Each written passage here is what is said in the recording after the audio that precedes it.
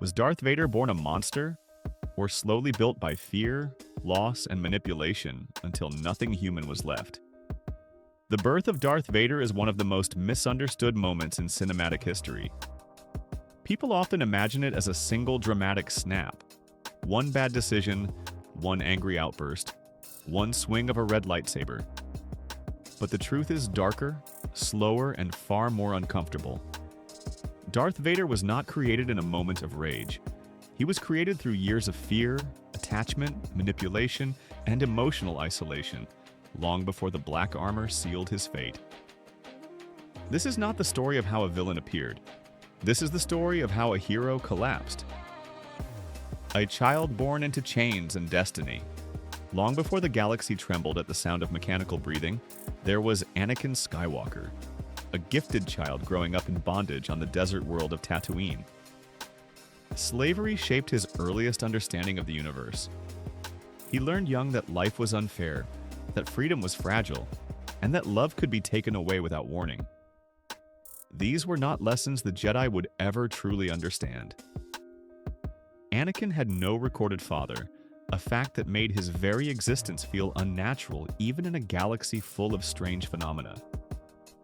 His mother, Shmi Skywalker, could offer no explanation beyond the Force itself. From the moment he was discovered, Anakin was no longer just a child. He was a question, a prophecy, a symbol. Expectations wrapped around him before he ever had the chance to choose who he wanted to be. His childhood taught him a cruel contradiction.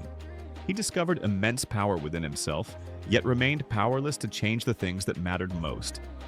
He could build machines, win races, and sense the future, but he could not free his mother or guarantee her safety. This imbalance between power and helplessness planted the deepest fear of all. That strength meant nothing if it could not prevent loss. The Jedi Order's fatal mistake. When the Jedi found Anakin, they saw something unprecedented. His connection to the Force exceeded anything in their records. To them, he was not just a student, he was the possible fulfillment of an ancient prophecy.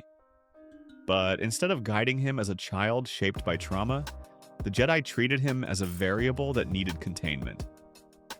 They trained his abilities with precision but neglected his emotional reality. They preached discipline but discouraged vulnerability. Attachment, they warned, was dangerous. Fear, they insisted, must be suppressed.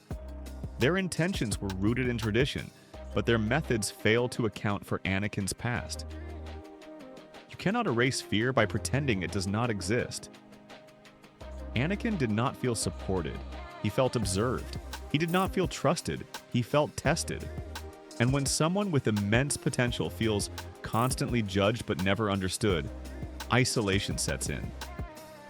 In that silence, doubt grows. And doubt is always listening for a voice that sounds like reassurance. The shadow in the Chancellor's chair. That voice came from Palpatine. Palpatine did not twist Anakin's mind with threats or force.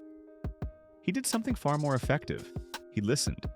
He positioned himself as the one authority figure who did not lecture or condemn. Where the Jedi imposed limits, Palpatine encouraged confidence. Where the Jedi warned against fear, Palpatine reframed it as strength waiting to be harnessed. Most critically, Palpatine validated Anakin's greatest terror, the fear of losing the people he loved. He did not deny that fear, he fed it. He spoke of power not as domination, but as protection. The dark side was never presented as evil. It was presented as necessary, as practical, as the only path left. This was the psychological forge where Darth Vader truly began to form, not through hatred, but through trust placed in the wrong hands. Love, fear, and the illusion of control. Anakin's love for Padme was genuine, but it was also possessive. He did not simply fear her death, he feared his own helplessness. Visions of losing her pushed him toward desperation, and desperation made Palpatine's lies sound like hope. This is the core tragedy of Vader's birth. Anakin did not fall because he wanted power. He fell because he wanted certainty. He wanted guarantees in a universe that offers none. The dark side promised him control over life and death. and Anakin believed that saving someone justified any cost. That belief would destroy everything. The name that ended a life. When Anakin finally crossed the line, it was not a moment of triumph, victory, or power. It was a moment of exhaustion and surrender. He did not step forward proudly into the dark side, he collapsed into it. By the time he stood before Palpatine, Anakin Skywalker was already psychologically broken, convinced that everything he loved had slipped beyond his control. Palpatine did not congratulate him or celebrate his loyalty. Instead, he erased him. The act of renaming was deliberate and cruel. The title Darth Vader was not a reward, it was a replacement. In accepting that name, Anakin accepted the idea that the person he had been was no longer worth saving. The name stripped away his past, his relationships, and his moral identity, leaving behind only function and obedience. It was designed to sever memory itself. This was not a promotion, it was a burial. The moment Anakin stopped answering to his own name, Anakin Skywalker effectively ceased to exist. Long before his body was destroyed, his sense of self was already gone. Hope gave way to guilt. Compassion was replaced by submission. From that point forward, the man who once dreamed of bringing balance to the Force lived only as a shadow inside a new identity built on control and regret. Where Anakin Skywalker died. Mustafar was not simply the place where Anakin was defeated. It was where denial finally collapsed under the weight of truth. The volcanic landscape reflected the chaos within him. Unstable, violent, and impossible to escape. This was not a heroic battlefield. It was an emotional reckoning made physical, a place where every excuse Anakin had told himself was stripped away. His confrontation with Obi-Wan Kenobi was not a clash of ideologies or sides. It was a confrontation between who Anakin believed he had become and who he truly was. Obi-Wan did not fight him as an enemy. He fought him as someone desperately trying to reach a man who no longer wanted to listen. Anakin's rage was not strength, it was panic, fueled by the realization that his choices had already destroyed everything he hoped to protect. By the end, Anakin was shattered beyond recognition. His screams were not just cries of physical agony, but expressions of unbearable realization. He understood too late that the future he feared had already happened because of him. His defeat left him burned, broken, and helpless, clinging to life while stripped of dignity, agency, and purpose. Darth Vader was not born victorious. He was born defeated, the armor as a prison. Vader's reconstruction into a cybernetic being completed his transformation. The black armor did not empower him, it confined him. Every breath became a reminder of his failure. Every movement was pain.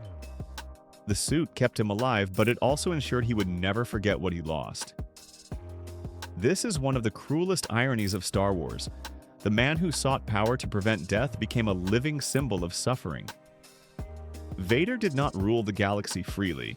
He survived it miserably. The armor was not a crown, it was a cage. A Sith is forged, not born. The final step in Vader's birth was not physical, it was spiritual. By embracing Sith rituals and fully severing himself from his Jedi past, Vader cemented his identity as the Emperor's enforcer. His red lightsaber symbolized more than allegiance. It symbolized acceptance of his own darkness. At this point, Darth Vader was no longer pretending. He no longer believed he could go back. The mask was not just armor, it was permission to stop feeling. Why Darth Vader endures. Darth Vader remains one of the most powerful villains ever created because his story feels real. Not because of the Force or the Empire, but because his fall mirrors human weakness. Fear of loss, fear of failure, fear of letting go. He is terrifying not because he is evil, but because he is understandable. The birth of Darth Vader teaches us that the greatest danger is not hatred. It is unchecked fear combined with absolute power. If Darth Vader's fall teaches us anything, it's that the line between hero and villain is dangerously thin. Fear and the need for control can reshape anyone. So the next time you hear that mechanical breathing, Remember, there was once a hero behind the mask. If you enjoyed this video, like and subscribe.